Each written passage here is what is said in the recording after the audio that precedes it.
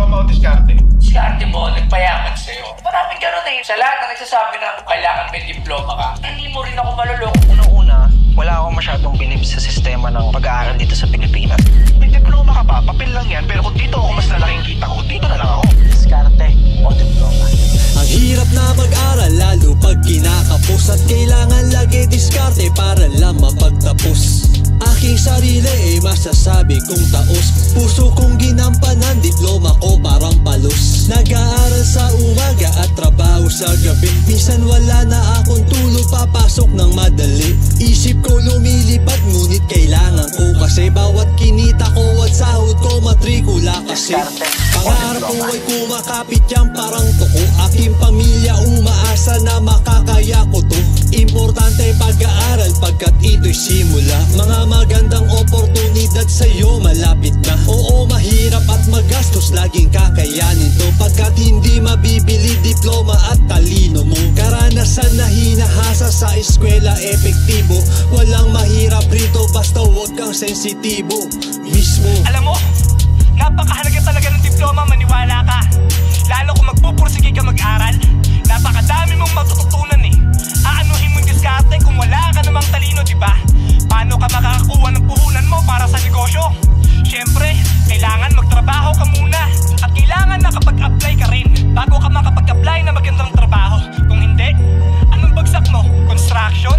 Janitor, diba?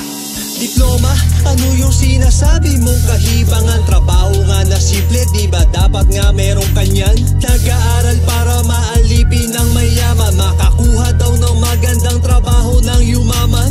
Buti pa ako, diskarte pinairal kahit di tapos mag-aral, ngunit oras lagi sulit. Utak pinagana sa diskarte ko pinihit, laman ng bulsa ko para na rin mapupunit. Meron ako nang wala kayong mga tauhan at lumalago ako gamit lamang ang puhunan. Laging tinutukan ganito ako lumaban, patanalaki sa kalye kitang yumayaman. Madaming nakilala na gustong makikonek, pero pag alam kong X-Spray matik yan disconnect. Kilala ko kung sino lang dapat kong iselect. Ganito mga galawan hindi para sa lahat. Tignan mo kasi yung paligid mo.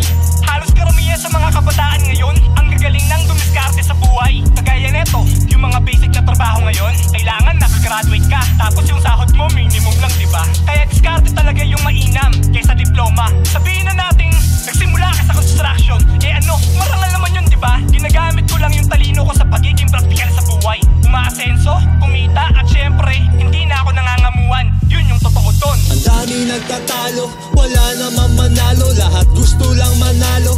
Ganyan ang mga tao, parehas lang naman no. Diploma o wala to, diskarte mo ganado, nag-aaral at pasado. Bakuha mo pangarap mo na may halong dasal, basta wala kang inabuso, mga tao na kinupal. Diskarte natutunan sa kalsada mo'y inaral, paaralan mo ay karanasan mo at inasal. Tama din yung wag habulin ng diploma, habulin karunungan sa eskwela, wag drumoga.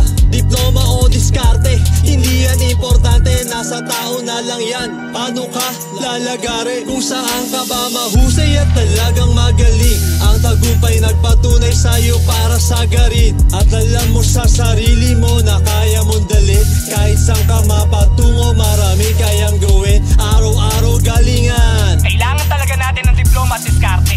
Napakaswerte mo kung pareho meron kanyan. Malamang, yung pamilya mo, hindi na maghihirap. Hindi ka rin mamaliit na hindi naman nakapagtapos ng pag-aaral. Dating tambay lang yan, nakikirakit kahit kanino. Mas masarap talaga pakinggan na nakapagtapos ka ng pag-aaral, tapos todo diskarte ka pa sa buhay. Sa totoo lang, magkaiba kasi talaga yung diskarte sa paaralan at diskarte sa kalsada. Maraming nakapagtapos ng pag-aaral pero hindi naman madiskarte. Anong nangyari sa kanila? Eh kinakatenga lang, diba? Maraming mga madiskarte dyan, o sabihin na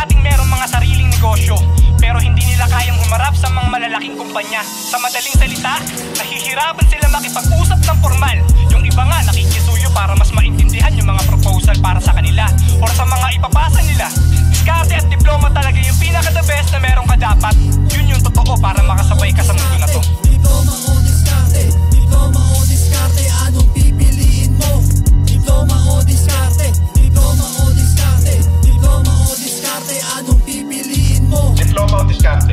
Diskarte mo, nagpayaman sa'yo. Maraming gano'n eh. Sa lahat na nagsasabi na kailangan may diploma ka, hindi mo rin ako maluloko. Unang-una, wala akong masyadong bilib sa sistema ng pag-aaral dito sa Pilipinas.